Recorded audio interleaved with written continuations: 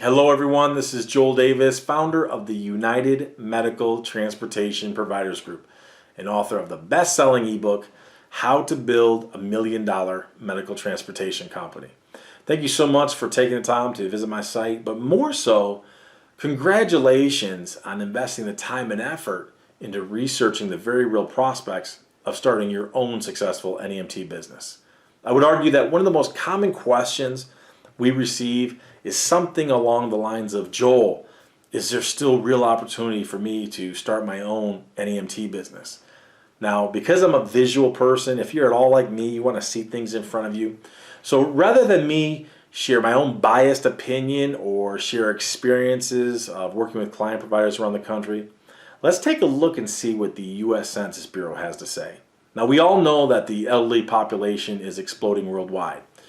But with respect to the U.S. in particular, we could see that the U.S. population once resembled more of a pyramid shape, but it has since transitioned into what the U.S. Census Bureau refers to as a pillar shape. Now, why the cause for such transition? The elderly population. The elderly population in the U.S. alone is on track to literally double. In fact, by the year 2030, we will have more seniors than we will those from the younger generations. That will be a first. Now, as I have always said, the quickest and easiest way to make money is to solve a problem. You find a need and you fill it, which means inherently there's got to be demand. And when you look at that illustration from the U.S. Census Bureau, you cannot help but conclude inherent demand. That elderly population, that booming elderly population, is going to need a whole host of support services, one of them being non-emergency medical transportation.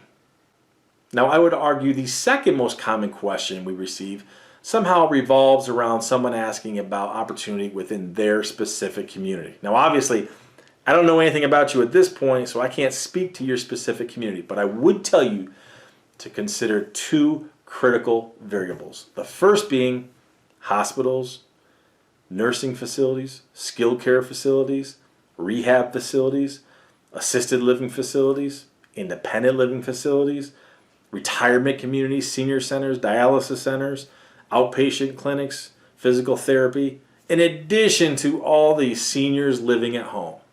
If you have any of those variables in your community, I would argue you definitely have opportunity. And the second critical variable I would tell you to consider, ironically enough, is competition. Do you have potential competitors? Because if you do, that means you automatically have demand, you automatically have opportunity, and guess what? Those competitors, they are not working for free. Now, as you come to the conclusion that this really is a viable opportunity for you, I would tell you, learn more about me, spend time on this website, watch videos, read through it, learn more about my resources so you can make the most well-informed decision as possible. Why? Because my team and I welcome and look forward to the very real prospects of working with you. Because when I work with you, I guarantee you, I'll see you at the top.